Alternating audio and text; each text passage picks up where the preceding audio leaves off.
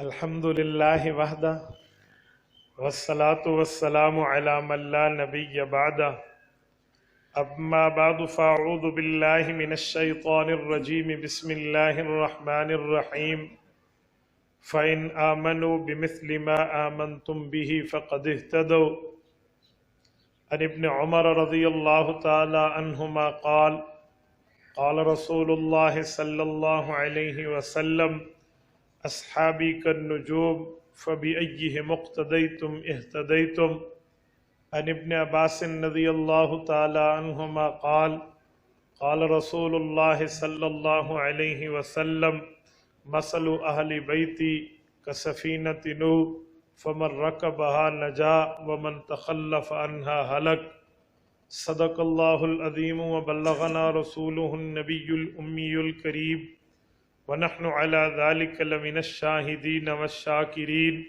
والحمد للہ رب العالمین۔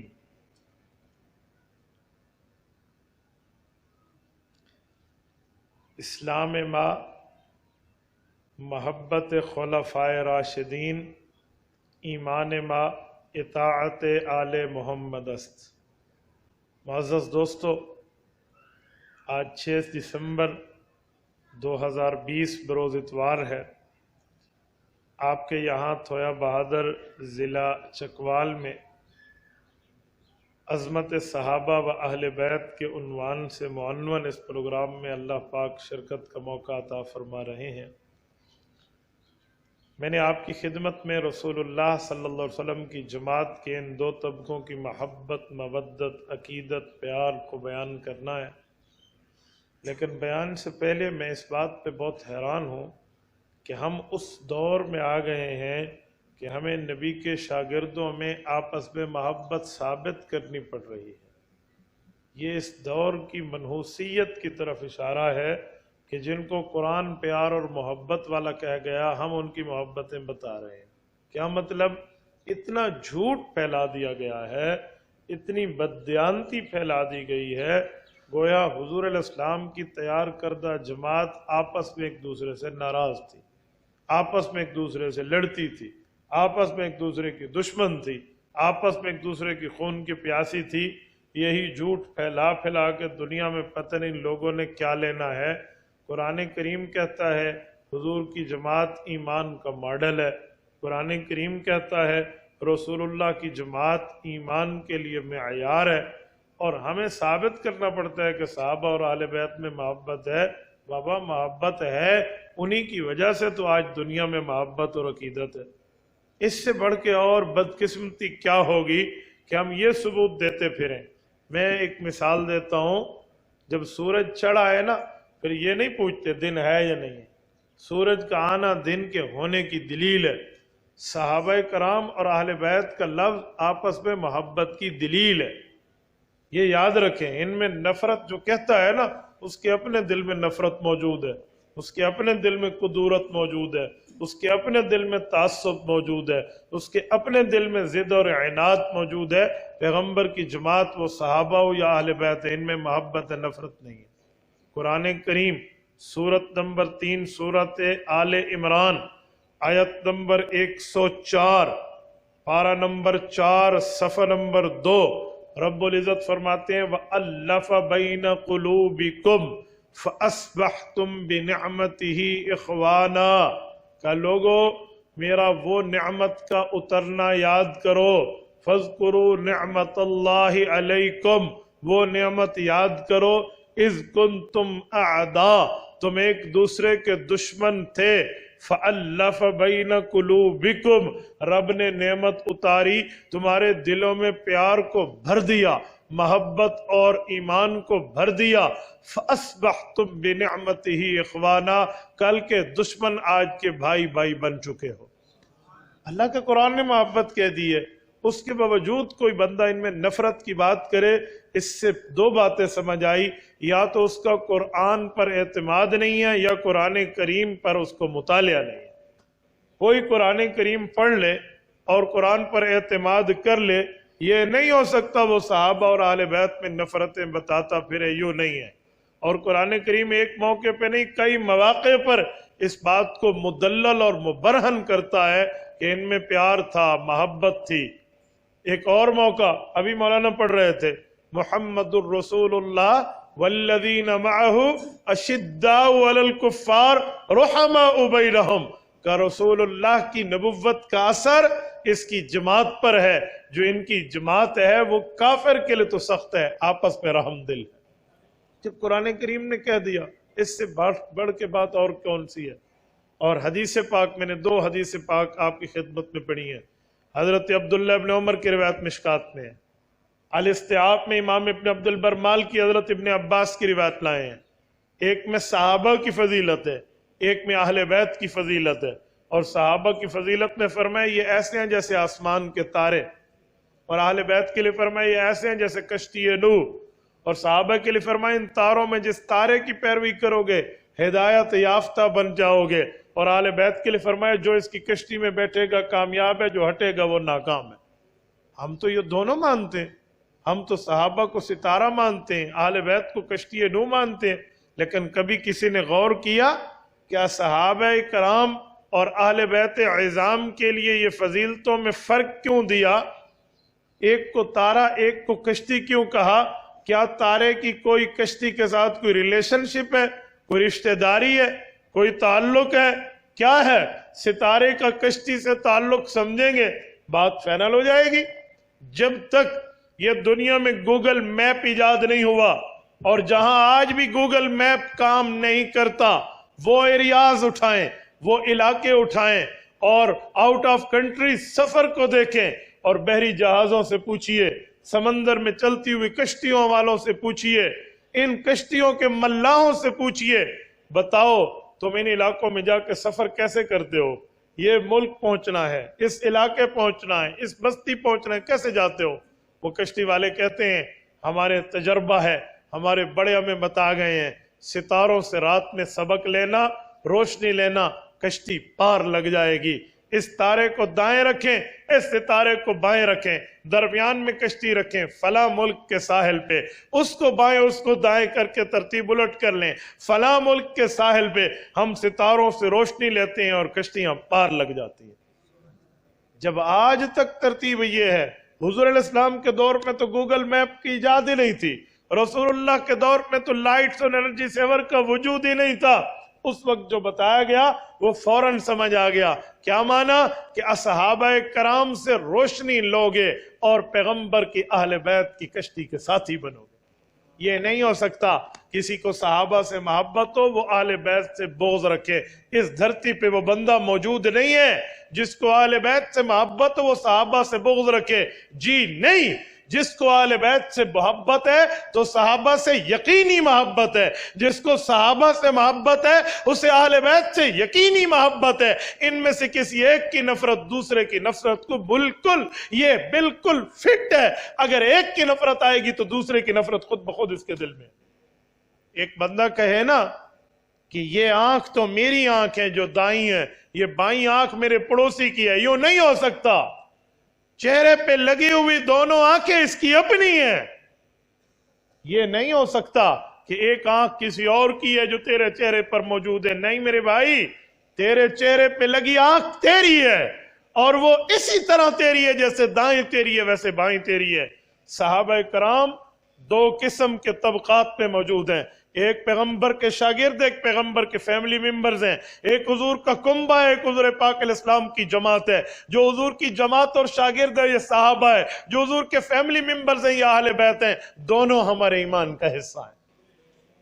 اور جو لوگ ان میں نفرتیں بتاتے پھرتے ہیں، یاد رکھیں وہ نفرت صرف ایک کی نہیں بتاتے، وہ دراصل آپ کے دلوں سے ایمان کو نکالنا چاہتے ہیں۔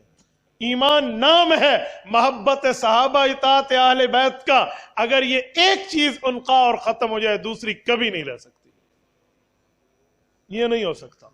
ایک کی نفی دوسرے کی بھی نفی ہے، نفی جمع ہوتی ہے۔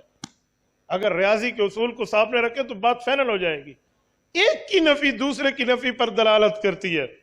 اور میں ایک جملہ سمجھانے کے لیے آپ کو کہتا ہوں، حضور پاک صلی اللہ علیہ وآلہ وسلم کے صحابہ اور اہل بیت میں محبتیں تو ہیں ہی، میں 2-4 باتیں آپ کو سمجھانے کے لیے، آپ کے ذہن میں چند باتیں بٹھانے کے لیے عرض کیا دیتا ہوں۔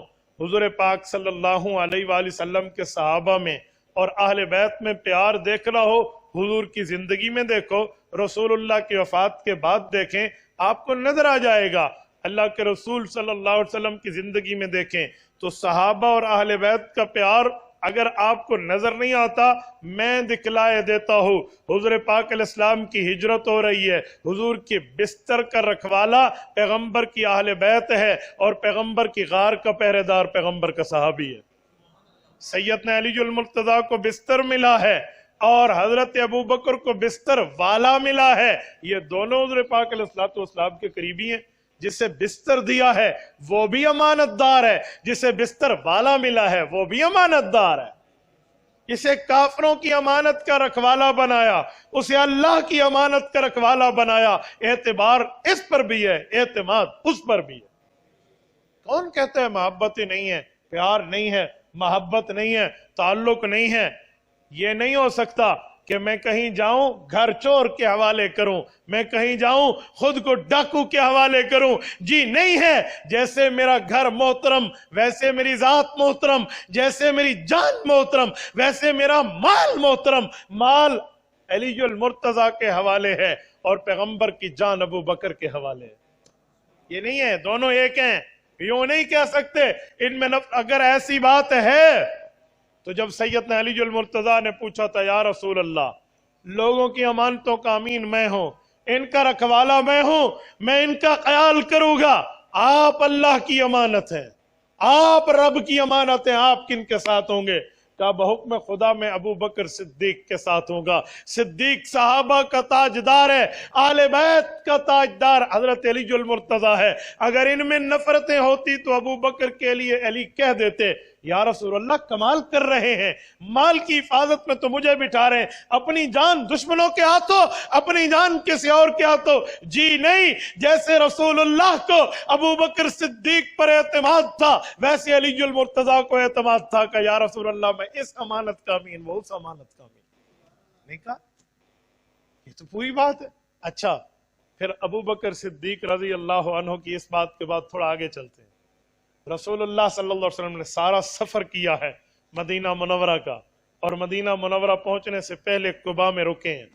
اللہ کے رسول کا 14-15 دن قیام ہے قباء میں۔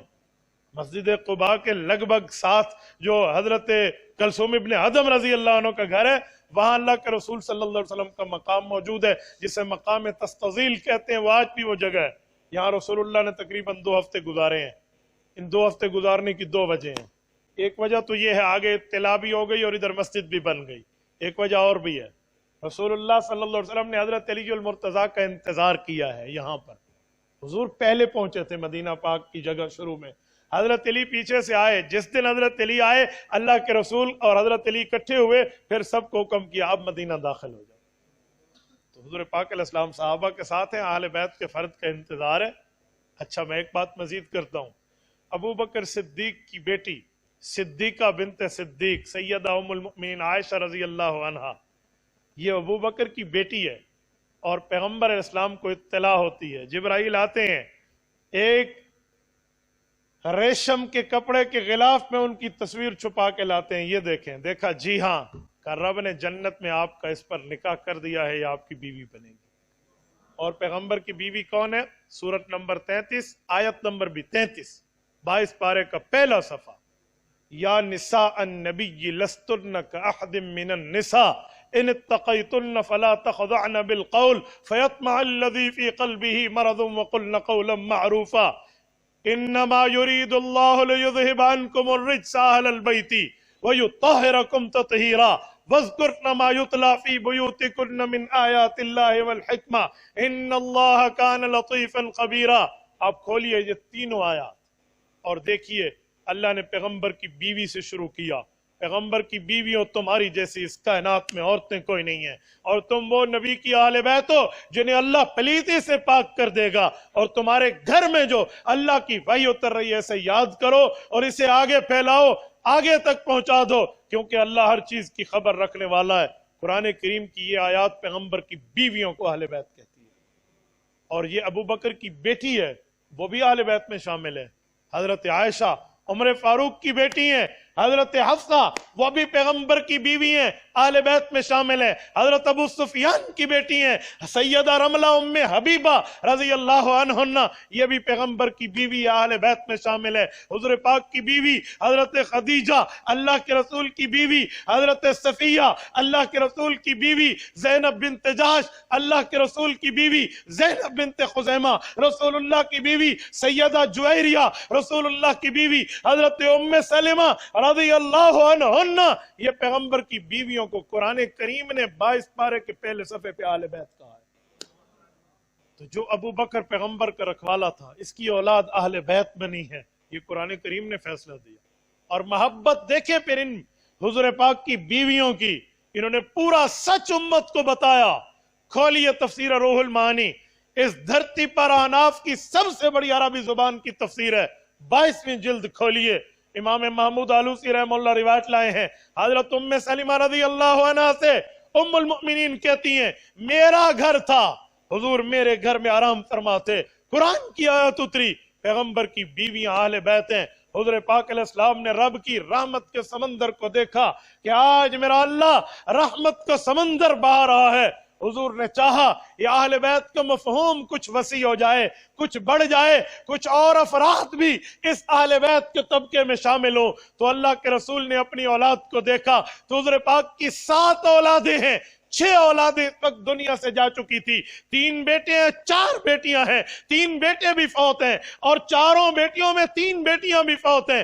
صرف سیدہ کائنات فاطمہ الزہرا رضی اللہ عنہا زندہ سلامت اس دھرتی پر موجود ہیں۔ انہیں بلایا، خاوند محترم حضرت علی کو بلایا، اولاد کو بلایا، فجل لہم بکسائہ، اپنی چادر رحمت کو ان کے اوپر پھیلایا، ہاتھ اٹھائے میرے مولا اللہم ہؤلاء اہل بیتی فتطہرہم تطہیرا، میرے مولا انہیں اہل بیت بنا دے، انہیں بھی پاک کر دے۔ یہ موقع جب حضور نے چادر پھیلائی ہوئی ہے، حضرت ام سلمہ کہتی ہیں جن کے گھر میں اہل بیت کی آیت اتری تھی، انہوں نے کہا میں نے سوچا میں بھی اس چادر کے نیچے آ کر دعا میں شامل ہو جاؤں۔ جب میں آئی اور میں نے چادر کو کھینچا فوسب منی، اللہ کے رسول نے مجھ سے چادر ہٹائی اور مجھے فرمایا ام سلمہ انتی علی مکانک انتی علی خیر، تو اپنی جگہ اہل بیت بن چکی ہے، اب ان کے لیے دعا کر رہا ہوں۔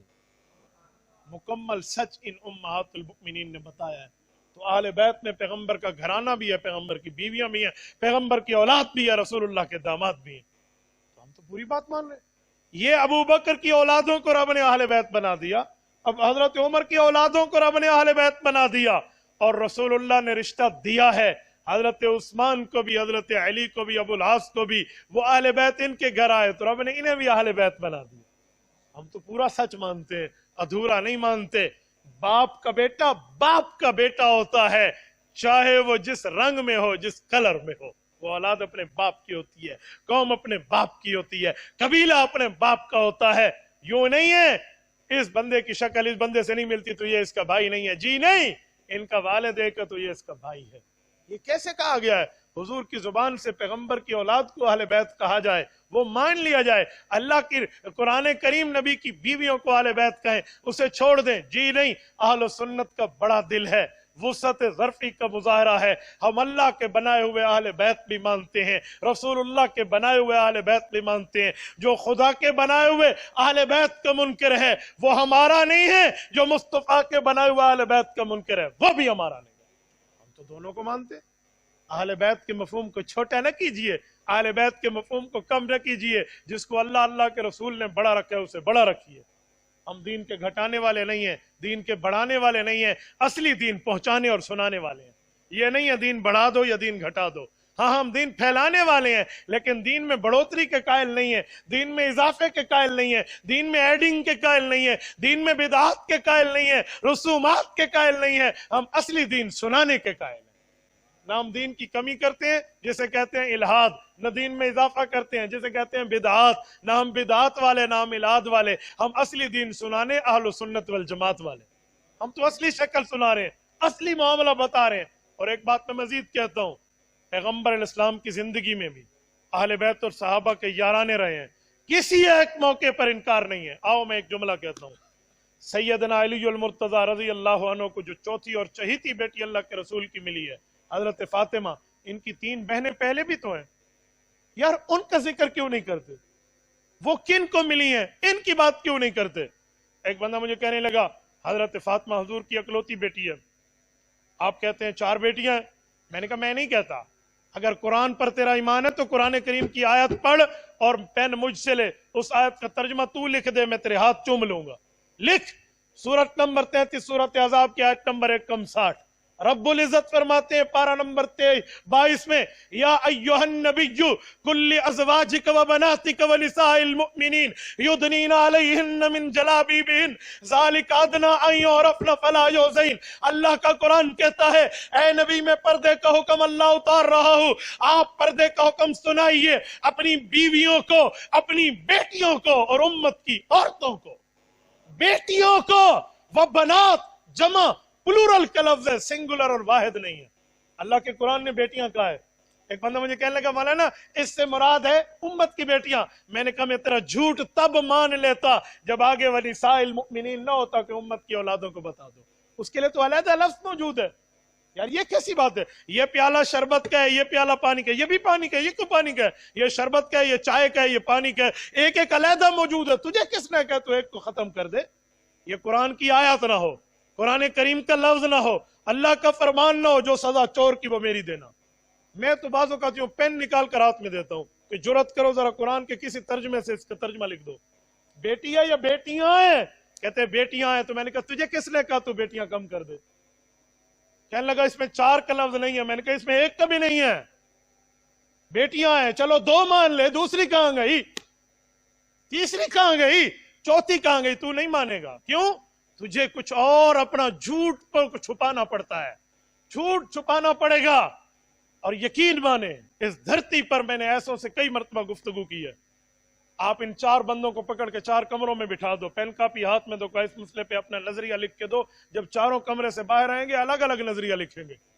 اڑتی چڑیا کی رپورٹ ہے نا، پانی جس طرح بہتا ہے جہاں بہتا چلا جائے، وہ ایک نہر میں نہیں بہتا۔ جھوٹ جیسے چلے چلا لو، وہ لنگڑا ہو چلا لو، وہ لولا ہو چلا لو، وہ اندھا ہو چلا لو، وہ بہرا ہو چلا لو، وہ گونگا ہو چلا لو۔ جھوٹ جھوٹ ہوتا ہے، سچ سچ ہوتا ہے۔ سچ اپنی طاقت پہ قائم ہوتا ہے، جھوٹ اپنی ضلالت پر ختم ہوتا ہے۔ اور میں ایک جملہ مزید کہتا ہوں، پیغمبر کی بیٹیاں نہیں ماننی تو میں ایک بات مزید کہتا ہوں، ہماری اور ہمارے مخالفین دوستوں کی کتابیں متفق ہیں۔ جب سیدہ فاطمہ الزہرا رضی اللہ عنہا وفات پا رہی تھی، حضرت فاطمہ الزہرا کے وفات پاتے وقت حضرت علی کی آنکھوں میں اماں فاطمہ نے آنسو دیکھے۔ میرے سرتاج آپ کی آنکھوں میں آنسو؟ کا تجھ جیسی خدمت گزار، شب دار، تہجد گزار، نیکوکار بیوی کہاں سے لوں گا؟ میں آپ کا یہ غم ختم کیے دیتی ہوں۔ اماں نے فرمایا کیسے؟ کہ اگر آپ کو میرے بچوں کی تربیت کے لیے مجھ جیسی خاتون چاہیے تو میری بھانجی جو میری گود میں پلی ہے، جس کا نام امامہ ہے، اسے شادی کر لینا، وہ میرے بچوں کے لیے میری جیسی شفقت رکھنے والی ہے۔ میں پوچھتا ہوں تجھے جرأت کرنی چاہیے، یہ شرم سے ڈوب مرنا چاہیے، جب بہن نہیں تھی تو بھانجی کہاں سے آئی؟ بہن نہیں تھی تو بھانجی کہاں سے آئی؟ بھانجی ایسے باتیں بن جاتی ہے جب بہن نہیں ہوتی تو۔ میں چھت پہ بیٹھا تھا، سیڑھی نہیں تھی تو چھت کیسے تھا؟ دیواریں نہیں تھی تو چھت کیسے تھی؟ بنیادیں نہیں تھی تو چھت کیسے تھی؟ واہ واہ، یہ میں کیسے، یہ ایک بندہ کوئی کہ وہ اس کو جانتے ہو؟ کس کو؟ وہ جو بڑے بڑے بالوں والا گنجا ہے، ہو سکتا ہے بڑے بالوں والا گنجا ہو سکتا ہے، اس کو جانتے ہو؟ وہ جو اندھا ہے اور درزی ہے، اندھے ٹھوٹ درزی بڑھنے اندھا درزی بنے گا؟ وہ جو لنگڑا ہے اور بھاگنے میں پہلی پوزیشن لے گیا، یوں ہو سکتا ہے؟ وہ گونگا بہت اچھی تقریر کرتے، گونگا تقریریں کرتے، واہ، سر کٹے دستار کی بات کریں، ٹنڈے وہ جو ہے نا تلوار زنی کی بات کریں، لنگڑے بھنگڑے ڈالنے کی بات کریں، میں کیسے مان لوں؟ میں نہیں مان سکتا اس جھوٹ کو۔ بہن نہیں ہے تو بھانجی کہاں سے؟ اور حضرت علی کی دوسری شادی نہ ہوئی ہو ان سے، اس سے محمد الاکبر نہ پیدا ہوا ہو، پھر آپ جو سزا دینا میں قبول کر لوں گا۔ کربلا کا پہلا شہید حضرت محمد الاکبر ہے، ابن علی ہے، اور حضرت حسین کا بھائی ہے۔